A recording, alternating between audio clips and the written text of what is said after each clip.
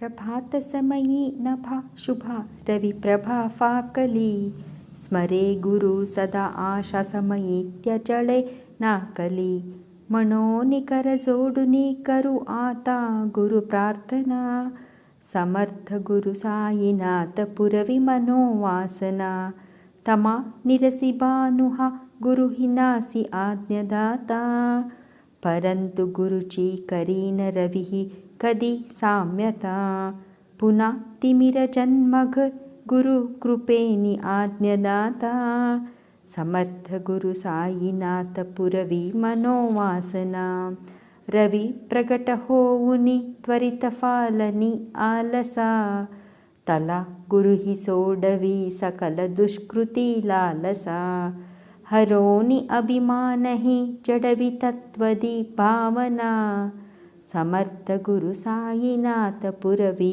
मनोवासना. ಓಂ ಸಾಯಿರಾಮ್ ಸಾಯಿ ಪ್ರಣಾಮ್. ಹಿಂದಿನ ಅಧ್ಯಾಯದಲ್ಲಿ ನೀತಿ ಎಂಬ ಆಧಾರಿತ ಕಥೆಯನ್ನು ನಾವು ಬಾಬಾರವರ ನಿರೂಪಣೆಯಲ್ಲಿ ಅವಲೋಕಿಸಿದೆವು.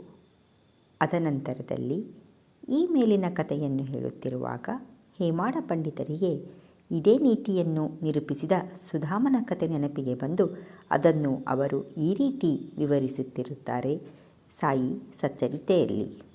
ಶ್ರೀಕೃಷ್ಣ ಮತ್ತು ಅವನ ಅಗ್ರಜ ಬಲರಾಮ ತಮ್ಮ ಸಹ ವಿದ್ಯಾರ್ಥಿನಿಯಾದ ಸುಧಾಮನೊಡನೆ ಸಂದೀಪನಿ ಎಂಬ ಗುರುವಿನ ಆಶ್ರಮದಲ್ಲಿ ವಾಸಿಸುತ್ತಿದ್ದರು. ಕೃಷ್ಣ ಮತ್ತು ಬಲರಾಮರು ಒಂದು ದಿನ ಸೌದೆ ತರಲು ಕಾಡಿಗೆ ಹೋದರು. ಆಗ ಋಷಿಪತ್ನಿಯು ಮೂವರಿಗೂ ಸಾಕಾಗುವಷ್ಟು ಕಡಲೆ ಕೊಟ್ಟು ಸುಧಾಮನನ್ನು ನಂತರ ಕಳುಹಿಸಿದಳು. ಕೃಷ್ಣನು ಸುಧಾಮನನ್ನು ಕಾಡಿನಲ್ಲಿ ಸಂಧಿಸಿ, ದಾದಾ, ಬಹಳ ಬಾಯಾರಿಕೆಯಾಗಿದೆ, ನನಗೆ ನೀರು ಬೇಕು ಎಂದನು. ಅದಕ್ಕೆ ಸುಧಾಮನು, ಹೊಟ್ಟೆ ಬರಿದಾಗಿರುವಾಗ ನೀರು ಕುಡಿಯಬಾರದು, ಸ್ವಲ್ಪ ಹೊತ್ತು ವಿಶ್ರಮಿಸಿಕೋ ಎಂದು ಹೇಳಿದನು. ನಾನು ಕಡಲೆ ತಂದಿದ್ದೇನೆ, ತೆಗೆದುಕೋ ಎಂದು ಆತ ಹೇಳಲೇ ಇಲ್ಲ. ಕೃಷ್ಣನು ಆಯಾಸವಾಗಿದ್ದುದರಿಂದ ಸುಧಾಮನ ತೊಡೆಯ ಮೇಲೆ ಮಲಗಿದನು.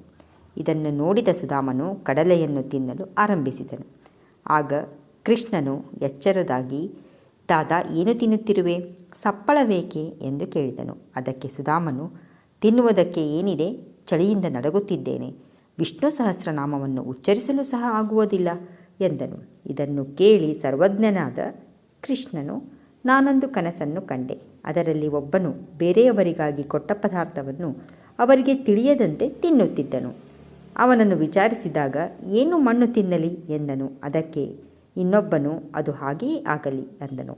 ದಾದಾ, ಇದು ಕನಸು ಮಾತ್ರ, ನನ್ನನ್ನು ಬಿಟ್ಟು ನೀನೇನು ತಿನ್ನುವುದಿಲ್ಲ ಎಂಬುದು ನನಗೆ ಗೊತ್ತಿದೆ, ಕನಸಿನ ಪ್ರೇರಣೆಯಿಂದ ಕೇಳಿದೆನು ಅಷ್ಟೇ ಎಂದನು. ಸುಧಾಮನಿಗೆ ಕೃಷ್ಣನ ಸರ್ವಜ್ಞತೆ ಲೀಲೆಗಳು ಸ್ವಲ್ಪ ಮಟ್ಟಿಗಾದರೂ ತಿಳಿದಿದ್ದರೆ ಹಾಗೆ ವರ್ತಿಸುತ್ತಿರಲಿಲ್ಲ. ಆದ್ದರಿಂದ ಅವನು ಮಾಡಿದುದನ್ನು ಅನುಭವಿಸಲೇಬೇಕಾಯಿತು. ಆದುದರಿಂದ ಸುಧಾಮನು ಶ್ರೀಕೃಷ್ಣನ ಸ್ನೇಹಿತನಾಗಿದ್ದರೂ ಸಹ ತನ್ನ ಜೀವಮಾನದಲ್ಲಿ ಅವನ ಕಡುಬಡತನವನ್ನು ಅನುಭವಿಸಬೇಕಾಯಿತು.